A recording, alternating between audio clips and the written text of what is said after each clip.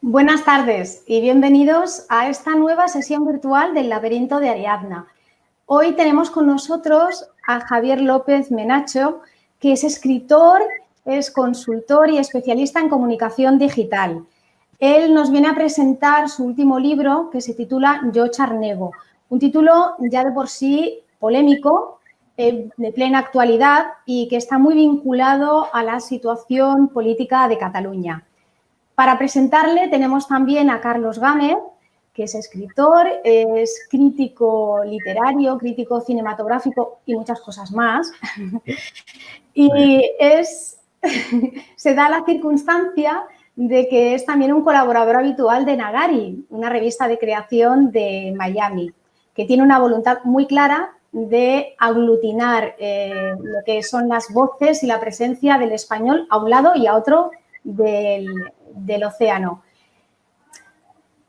Ocurre que yo me siento especialmente feliz por esta circunstancia, como decía, porque el Laberinto de Ariadna tiene una sección fija dentro de la revista Nagari, de manera que nuestros socios pueden colaborar regularmente pues con poemas, con relatos breves, etcétera. Entonces, pues bueno, realmente es un placer encontrarte, Carlos, en esta sala virtual. Os doy la bienvenida a los dos y os animo a empezar. No podíamos estar mejor acompañados y creo que la tarde promete. Bueno, pues voy a presentar al autor y sobre todo voy a presentar al libro, que es un libro muy bien escrito, recomendado al 100%, y yo lo recomiendo porque ya hablaremos de este tema, porque claro, pues me puedo significar como charnego, pero yo creo que cualquier persona interesada en lo que está sucediendo en la actualidad, pues tiene que estar interesada en este libro. Y yo para presentar a Javi voy a utilizar una cosa que escribí para Facebook, porque ahí tengo el resumen de todo lo que una persona, como es Javi, que es una persona que toca todos los palos, ha sido capaz de hacer. Como muy bien ha dicho Dolors, Javi ha trabajado de community manager y ha publicado varios textos, ensayos sobre lo que es su día a día de trabajo, sobre las marcas, sobre el prestigio en Internet, etcétera. Bueno, por ejemplo, para la editorial WOC publicó SOS 25 casos para recuperar una crisis de reputación digital, y para la que es su sello en la actualidad, que es el que le apoya, Libros de la Catarata, publicó La farsa de las startups. Pero también es un creador que ha incursionado en la ficción desde un libro de relatos, Hijos del Sur, publicado por Tierra de Nadie, en el que ya va despuntando su preocupación por lo que es la cultura andaluza. Y la novela, muy reciente, de 2019, me parece que es, Javi, El Profeta, de 2019, de La Equilibrista. También ha sido hasta hace muy poco el responsable de una página web online, que era un diario digital, La Réplica, en el que he tenido la suerte de contarme entre sus colaboradores, que era precisamente pues un medio para eso, para replicar. Y eso le ha ocupado pues 6 años de su vida, junto con su hermano, lo cual no está mal. Pero sobre todo, y aquí vamos a hablar hoy de eso, Javier López Menacho es una persona que ha tenido siempre mucha preocupación sobre el entorno social y sobre lo que le rodea. Con Yo Precario, publicada por Libros del Lince, formó parte de una punta de lanza que devolvió la crítica social a la literatura española después de muchos años de experimentos vanguardistas, podríamos decirlo, hasta el punto de que esto se ha referido en Wikipedia como uno de los libros referenciales de lo que empezaba a ser ese movimiento precisamente a raíz de la crisis. Y Yo Charnego, que ya comentaremos, tiene ciertas relaciones con la crónica, con el hecho de ponerse a hacer periodismo gonzo, de meterte dentro del personaje, etcétera, respecto a lo que sería, y ahora voy al libro, lo voy a volver a enseñar porque es chulo. Aquí está el libro, no os olvidéis. Lo que sería, aquí ahora tengo la chuletilla. Vamos a ver, estamos aquí para hablar de este libro y, como indica el subtítulo, y este subtítulo también tuvo su tema, es una memoria personal de la emigración a Cataluña del autor.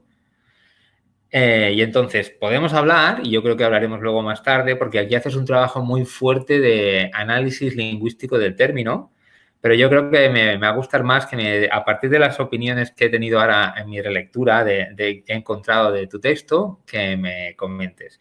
Yo ahora en esta segunda lectura que he hecho, que seguramente siempre son las mejores las segundas, lo que he encontrado es que tú haces una desmitificación de ciertos símbolos que se han asociado a la inmigración en Cataluña, especialmente la que a ti te pertoca, que es la andaluza, o la que te toca más de cerca, ¿no? Pero tú incluyes todo. Voy a decir unos cuantos. Candel, y si queréis luego podemos hablar un fragmento que tengo por ahí, Justo Molinero, los taxistas, los centros culturales andaluces, el charnego agradecido, la rumba catalana, el somorrostro y sobre todo, y esto me gustaría señalarlo, una escena en el barrio de Andaluza, la leo, que es una crónica magnífica del desencanto con el que se encuentra el narrador, que tiene como una imagen que se deconstruye. Y me gustaría preguntarte sobre eso, si realmente fuiste consciente de darte cuenta que estabas desmitificando toda una serie de elementos que siempre se han relacionado con la inmigración. Bueno, realmente este es un libro que toca todos esos temas, pero le intenta buscar como una nueva arista, ¿vale? En el caso de Candel, por ejemplo, que es la gran referencia por el libro que sacó que tuvo tantísimas ediciones y que llegó a tanta gente, yo creía que en este momento exacto social, lo que es la migración de las personas que vienen del sur a buscar una oportunidad y demás, ya no se correspondía con esa idea de Candel, ya es nueva. Tiene otras características muy diferentes y sin dejar de reconocer que su obra me parece muy, muy importante para entender la migración a Cataluña. Entiendo que ya no te puedes referir a unos patrones pues que no se están dando en la realidad, ¿vale? Digamos que Candela aludía pues a una emigración puramente rural, ¿vale? De rural a Cataluña, también del ámbito rural. Aludía a una migración, digamos, interna en clave del Estado español, es decir, del triunvirato de Andalucía, Extremadura y Murcia hacia Cataluña, y ya, digamos, el conglomerado de migrantes es mucho más amplio. Tú ahora vas a los barrios externos y te pueden contar, pues, pakistaní, chino, te pueden contar, pues, muchas nacionalidades latinoamericanas y ahí, pues, digamos, otra cosa, con patrones muy parecidos, pues digamos, bajo estrato social o no demasiadas posibilidades económicas, con un perfil muy parecido de clase obrera, de clase migrante, eso sí es parecido, pero ya ha llegado a un término muy diferente. Antes se encontraban, digamos, el extrarradio todavía por construir y ahora está construido. Y ahora te encuentras, pues como decía Javier Pérez Andújar, el colchón caliente de las anteriores generaciones migrantes. Los extranjeros que vienen ahora se encuentran, pues, lo que vivieron las anteriores generaciones migrantes que ocupan ahora, y esto es paradójico a veces, pues un lugar como de recelo por el que viene de fuera. Y esa es una de las cosas que hablo en el libro, que el recelo al que viene de fuera suele ser recelo más aporófobo que otra cosa. Es decir, a ti no te molesta si viene alguien de fuera que tiene grandes capacidades económicas, si es un jeque árabe, si es alguien con mucho dinero de Andalucía, no te suele molestar, te molestan que sean pobres, ¿vale? Te suele molestar más cuando viene alguien pues que no tiene capacidad económica, que busca trabajo pues en los espacios donde lo busca la gente a lo mejor con menos titulación, etcétera, etcétera. Y creo que el tiempo ha ido evolucionando y a mí me apetecía de alguna manera pues hablar de nuevo de esa problemática, o sea, no realmente una problemática, sino de la experiencia migrante a Cataluña en un momento, en un contexto con una gran bifurcación política, con un gran conflicto político identitario. Y aquí llega una nueva generación, también migrante, pero en un contexto bastante diferente. Pues me apetecía ver quiénes fueron, quiénes somos y ver qué tenemos en común y qué tenemos de diferente. Y nada, fui investigando. La verdad es que me he leído pues casi todo lo que existe de charneguismo y he ido sacando mis propias conclusiones. Por eso el subtítulo pone, por eso está el yo charnego, que alude obviamente por estilo y por el tipo de crónica al yo precario. Pero también me apetecía que fuera muy mío para no dar lugar a equívocos. Esta es mi experiencia y son mis conclusiones. Yo no me siento, digamos, con la potestad de hablar de charneguismo y que mi visión coincida con un charnego de 50 o 60 años, ¿vale? Porque su visión llegaron en otra manera a Cataluña, algunos vivieron el ámbito despectivo al charnego en sus carnes de manera muy dura y yo eso no lo viví, porque el concepto de charnego está ahora que o bien se reformula, como digo yo, que existe una generación que siempre sienta simpatía hacia algunos de los códigos del charneguismo, del nuevo charneguismo, pero también es posible que desaparezca por desuso, porque la sociedad haya evolucionado. Entonces, bueno, es lo que defiendo en el ensayo. Si desaparece, será una buena noticia para la sociedad, porque hemos superado un estigma. Si se reformula, pues tampoco me parece mal, porque un homenaje a la memoria, es un homenaje a los antepasados que vinieron aquí, que levantaron de alguna manera el extrarradio de un montón de sitios, que se mezclaron pues con, digamos, el conglomerado catalán y se hicieron parte de ese conglomerado, ¿no? Entonces, sea de una forma u otra, lo que vengo a decir es que la generación migrante de alguna manera triunfó y ganó un espacio social. Y volviendo a la Leo, y por eso supongo la importancia de la crónica, ¿no? La idea de, como has dicho tú antes, como es personal, me voy a meter en el papel y voy a hacer pues un poco de periodismo gonzo, ¿no? O sea, sí. haces periodismo porque ahí te sientes cómodo, es un formato en el que te sientes cómodo, pero ahí te metes tú como un personaje más y nos explicas la vivencia de la persona vista desde ahí, ¿no? Pienso que ahí es la importancia de Sí, y es curioso porque a ti te ha llamado mucho la atención el tema de la Leo y también le llamó la atención al periodista de La Vanguardia que hizo la crítica del libro, destacó esa crónica, que es básicamente pues que yo voy al bar de la Leo, que es un bar ambientado en Camarón y en Bambino, por partes iguales, en la rumba catalana también en algunos aspectos, es un bar muy sui generis, muy folclórico, que regenta una señora andaluza con un deje muy andaluz, como puede ser el mío, y al que acude la gente, digamos, pues casi como el que acude pues a un destino turístico a buscar autenticidad.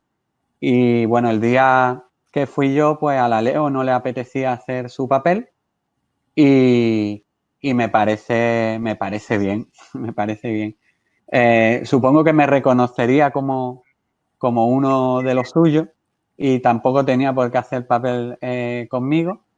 Y bueno, me parecía un momento clave de ese conflicto, bueno, no conflicto, sino de ese momento en el que dos generaciones nos vemos, las dos ya muy autoconscientes de nuestro papel en la sociedad, y la verdad es que me pareció uno de mis grandes momentos con mi relación con lo andaluz y con mi relación con la primera generación andaluza en Cataluña.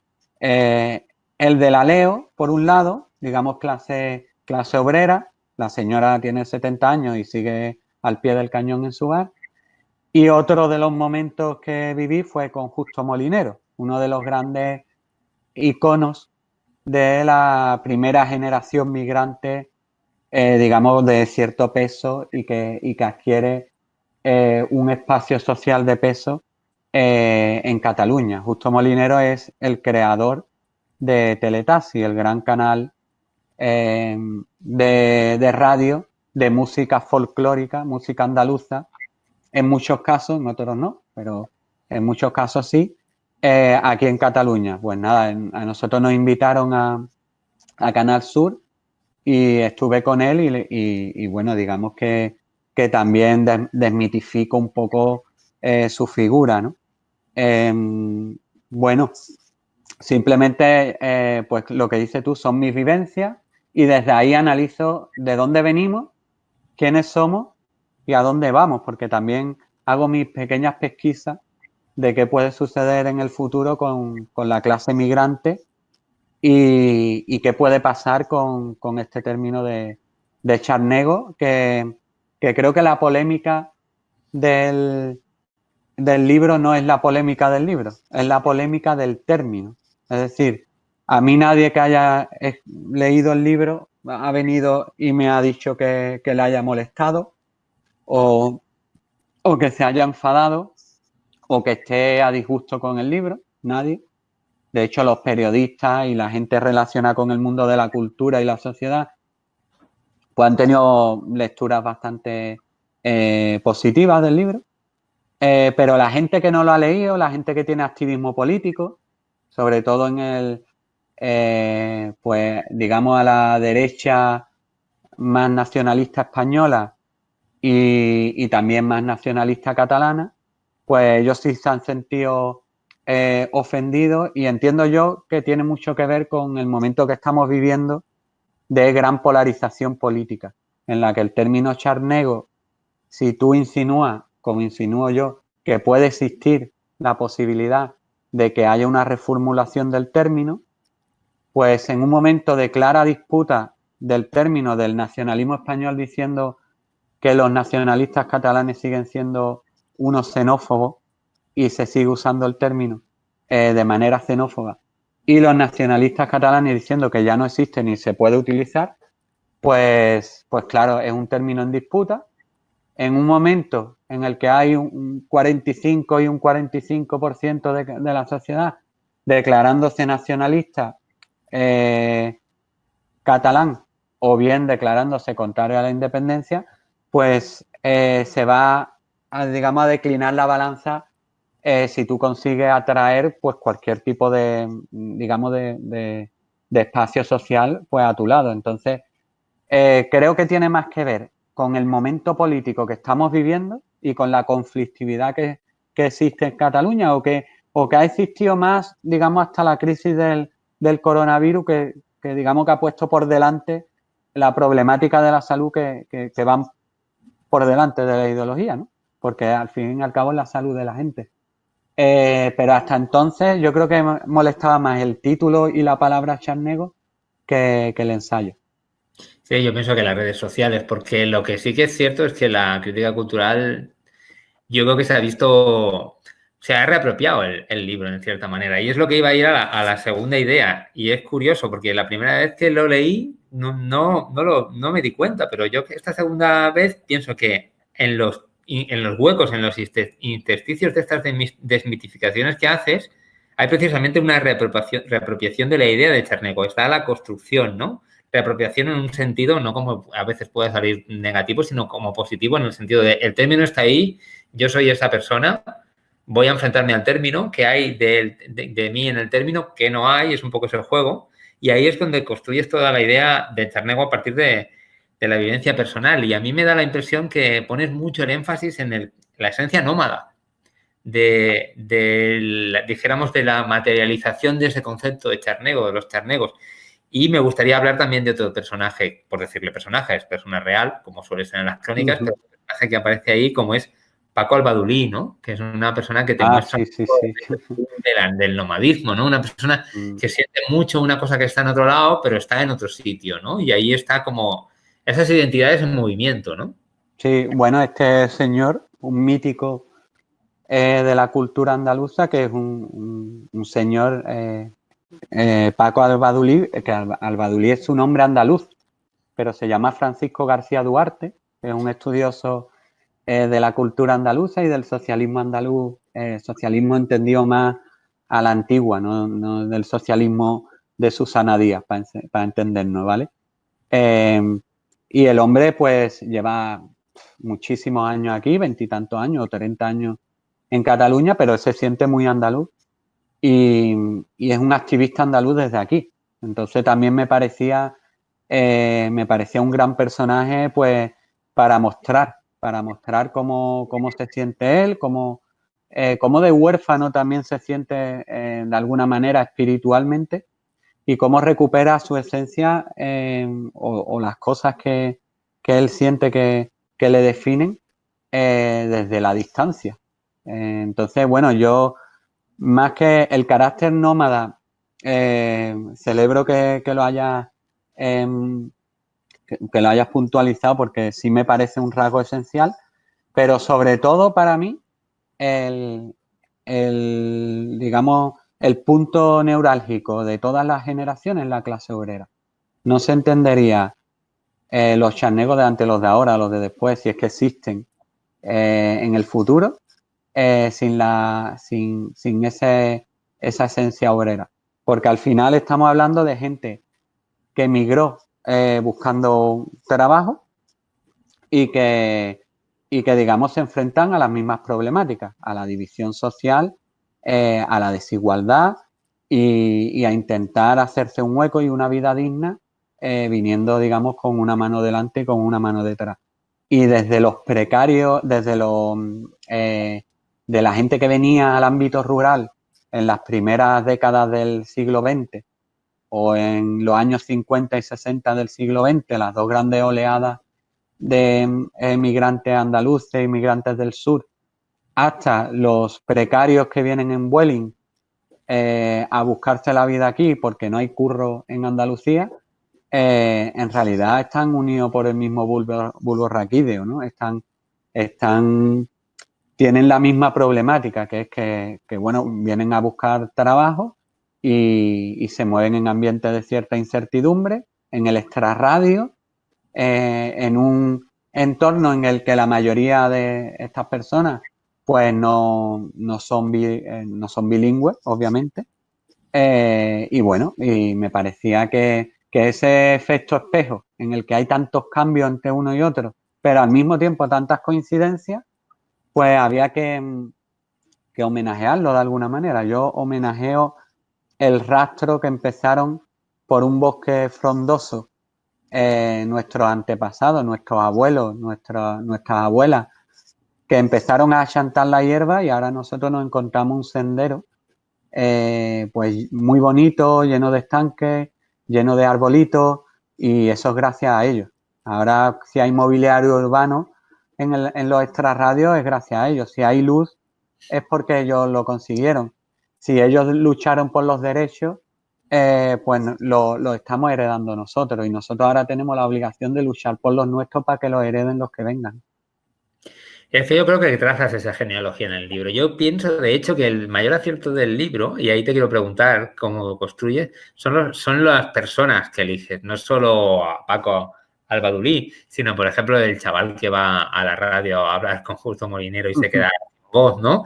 Y el juego entre a quién desmitificas y con quién te identificas es un poco lo que creo que construye tu identidad en torno al concepto del charnego y esa genealogía que construyes tú, ¿no? Los que veo, los que no veo, yo me defino a lo que tú has dicho del espejo, ¿no? Me defino a partir de las miradas.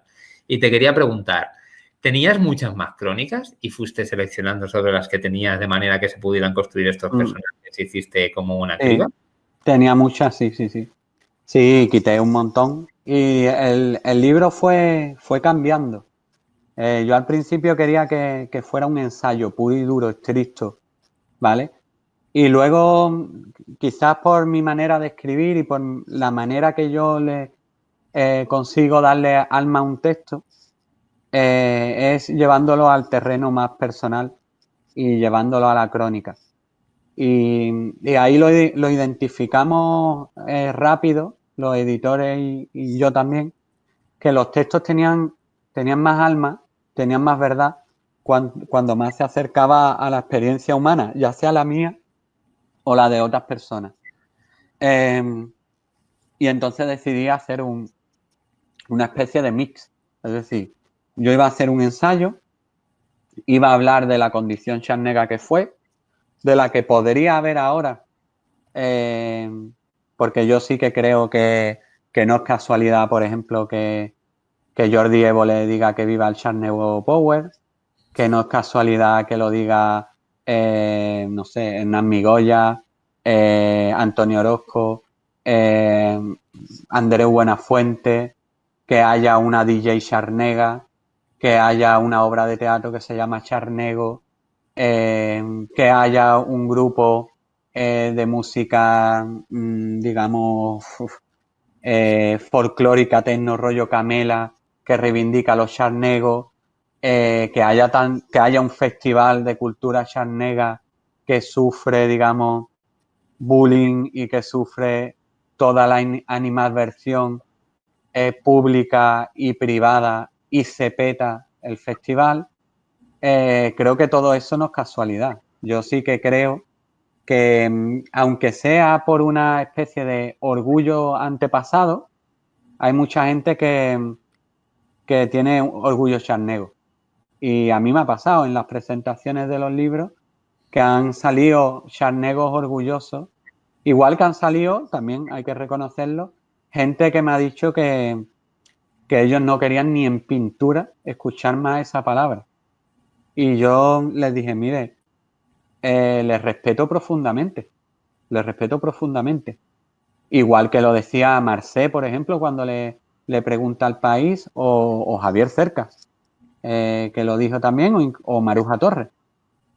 Claro, yo entiendo que esa generación no puede tener la misma sensibilidad que la nuestra y creo que es bueno que no la tengamos. Creo que es bueno. Y creo que es bueno que exista esa diversidad. Ahora, si hay gente que se siente charnega y lo usa como algo identitario a la manera de la teoría queer, why not? O sea, ¿quién le molesta cómo se siente a los demás? ¿Quién soy yo para marcarte a ti cómo te sientes o cómo te dejes de sentir? ¿Tiene calado social? Pues la sociedad lo pondrá en su sitio. Si esto tiene calado social, pues llegará a algo. Que no lo tiene, desaparecerá. Insisto, sea como sea, habrá ganado la partida, digamos, lo contrario al origen del término. Si desaparece, ha vencido la xenofobia. Si se reformula, también. Ese es tu plan, ese es tu objetivo del libro, ¿no? Tu objetivo es precisamente la de existir de otra manera. Y yo me identifico y tú dices, yo me identifico con esta nueva manera, con lo anterior lo denuncias, de hecho. Sí, no es que vaya con una bandera, pero sí me veo identificado en la experiencia migrante de los abueletes, en el sentido de que yo también he migrado de alguna manera, aunque yo vine aquí a hacer un máster, pero sí que es verdad que aquí encontré desarrollo profesional en una industria que es muy difícil que exista en Jerez, que es de donde yo soy. En eso sí me siento identificado y también me siento identificado con los nuevos migrantes, obviamente, pues porque somos no de la misma generación, o sea, yo ya no soy ese joven treintañero, veinteañero ya de los 29 de cuando vine, pero sí me siento identificado con los que vienen ahora. Entonces, en ese sentido, pues a mí esta palabra me parecía que tenía algo que ver conmigo. Y bueno, insisto, no es que vaya con una bandera por ahí, pero sí fue el motivo del ensayo, la experiencia migrante, la experiencia obrera y también el contexto particular de Cataluña. Porque el contexto particular de Cataluña en el que existe pues una lengua que es fundamental para entender Cataluña, sin la lengua catalana, para mí la lengua catalana es troncal en la identidad catalana, troncal. Y luego también toda la conflictividad política. Entonces todo eso existe y bueno, y se da una circunstancia de la que me apetecía reflexionar, profundizar y dejar, digamos, una nueva fotografía del momento.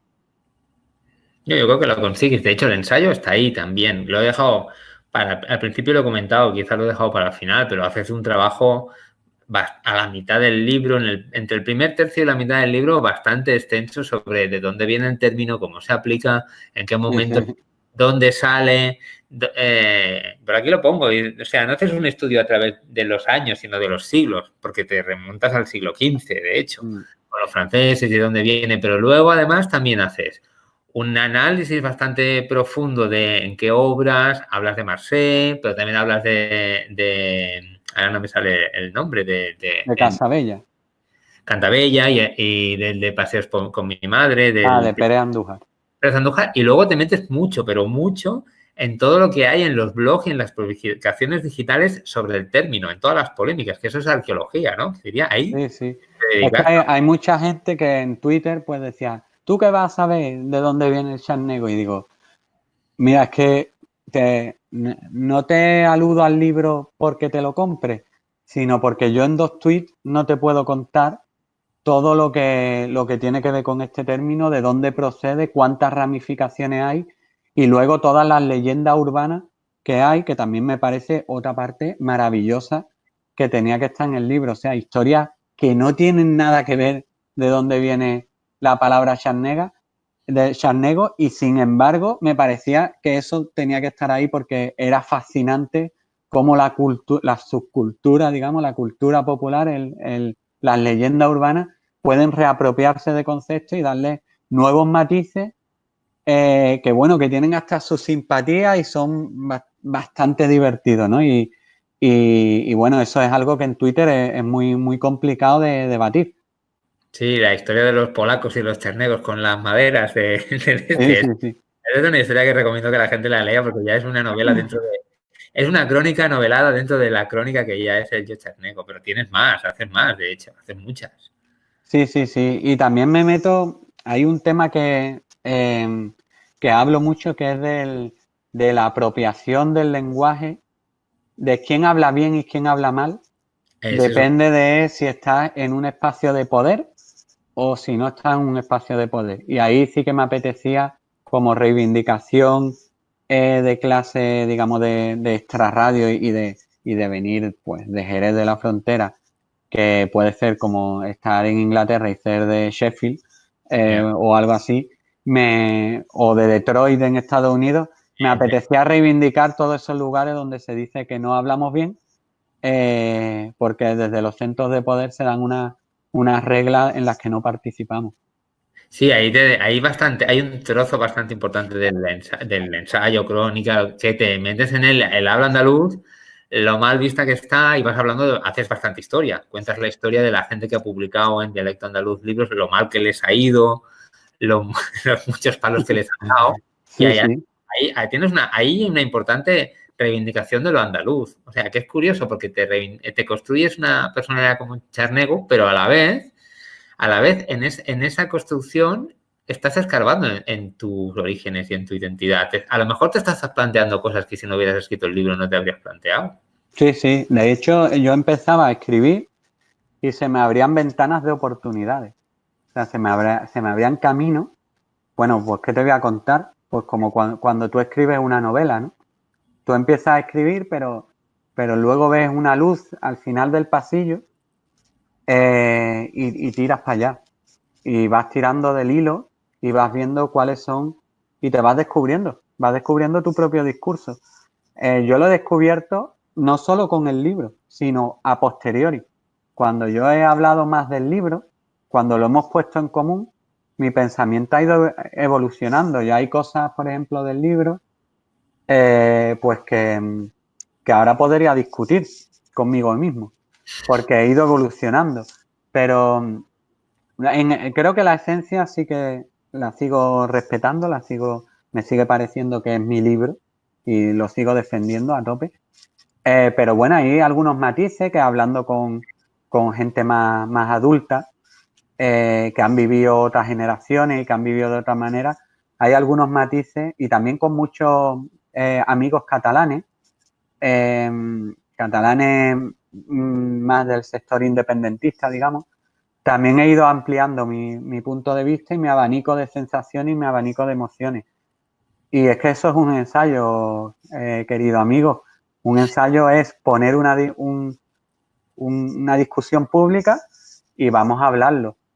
Claro, cuando se convierte simplemente en insulto y en grito barato de bar, del bar de la blogosfera que es Twitter, pues ya no tiene sentido. Tiene sentido cuando nos hace crecer como pensamiento. Y yo sí que me siento, o sea, hay mucha gente que me ha dicho que yo no tengo potestad para escribir este libro, pero bueno, también me dijeron que no tenía potestad para escribir La farsa de las startups porque no tenía una startup, y también me sentía un poco no precario porque yo si no tenía dinero me podía volver a mi casa y mis padres pues me mantenían. Entonces siempre he estado en la fina línea de lo auténtico y lo farsante. Entonces, bueno, ya he aprendido a vivir con ello y yo me siento con la potestad de escribir de lo que quiera. Esto sale en el libro. Yo creo que quizá ahí, no sé cuánto tiempo llevamos. Llevamos ya en 5 minutos así lo dejamos. Vale, porque ahí hay un momento en el libro en el que también dices que un amigo, una persona amiga, viene y te dice, tú no eres charnego, tú a mí que me cuentas que no lo eres, ¿no? Que tú cuentas que no eres charnego, no lo eres. Yo no sé si ese fue el motor del libro o ya lo tenías de antemano. No, lo tenía de antes. Sí, lo tenía de antes, pero sí, hay mucha gente que me ha dicho, pero tú ¿cómo vas a hablar de esto? ¿Tú eres charnego acaso? Pero bueno, es que tampoco, imagínate que Owen Jones no hubiera podido escribir su ensayo Chaps porque no es de clase obrera. O no hubiera escrito el libro el autor de Negro como yo porque no era negro, se pintaba con betún, se pintaba la piel con betún para salir a la calle. Entonces, eso no le quita potestad, no te quita potestad venir desde fuera. Tú tienes derecho, igual que alguien escribe novela histórica y puede escribir de los pobres del siglo pasado. Me parece que alguien le diga a otra persona de lo que puede o no puede escribir, me parece algo totalmente desfasado y caduco. Sí, bueno, y de hecho yo pienso que tu mirada es novedosa en ese sentido, porque si vamos a estar con lo que ya se decía cuando las novelas de Marseille no vamos a avanzar, ¿no? Yo creo que la gente que viene nueva y que se ve interpelada, porque es un poco eso. Yo también en la primera lectura tampoco lo vi, pero me ha recordado pues cosas de los de la uni, de Fanon y tal, que tú te sientes interpelado por el término, que el término no está ahí, y de hecho es lo que sucede luego en las redes. Aparece el término y todo el mundo te pregunta si tú eres charnego, si tú no lo eres, si dejas de serlo, o sea, te identifican a partir de ahí, que es un poco lo que dicen, o sea, tú, tanto la gente que te va a llamar charnego a partir del libro como la gente que te dice, el otro que te dice, tú no eres charnego, pero te están obligando a posicionarte. Yo no sé si vas a seguir por esta línea y va a haber segundas partes o vas a reflexionarlo más, por lo que dices. Bueno, no, la verdad es que no sé de qué voy a escribirlo. Bueno, sé porque estoy escribiendo, pero no pretendo ahondar más en el tema, pero sí que creo que existe una nueva narrativa, pues como podía hacer el libro de Patricia Castro, el mismo libro de Ana Pacheco, el libro de Miki Otero, o los de Kiko Amat. Creo que existe en general una nueva narrativa que no es charnega ni se define como charnega, pero que toca un montón de temas que tienen que ver con el extrarradio, con la clase obrera, con la migración, y ahí se define una nueva versión del imaginario, pues que habla de nuestra sociedad y que nos habla de las problemáticas actuales, más allá de lo que significa el término. Sí, en realidad es un libro sobre identidades, ¿no? Yo pienso, y aquí lo digo para la gente que vea el vídeo, que esto lo puede leer una persona, como yo en algunos momentos me he sentido identificado con ciertos pasajes como charnego, como otra persona que no tenga nada que ver con el término, porque lo que hay ahí es un trabajo sobre qué es la identidad. Sí. Cómo se forma, pienso. Y Sí, vamos, yo no le pongo límite, no tienes que sentirte interpelado o no, sino los libros están ahí para que lleguen al que le interese y lo más lejos posible. Para eso están los textos. Entonces, bueno, nada, simplemente eso y Y gracias, Carlos, por tu análisis, por tu punto de vista. Y es un placer charlar contigo. Porque me he moderado. Bueno, yo quiero agradecer a Dolores que nos ha dejado el espacio y sobre todo quiero recomendar a la gente que vea este vídeo que lean el libro para que no hagan esas cosas injustas que pasan ahora en las redes de decidir a partir del título lo que tiene de contenido o no tiene de contenido. La belleza de la lectura es el acto de leer y yo creo que el libro de Javi lo merece. Muchas gracias, Carlos. Muchas gracias, ha sido un placer compartir este espacio y esta sala virtual con vosotros. Y bueno, espero que no tardemos mucho en volver a vernos. A ver. Adiós. Gracias, Dolores.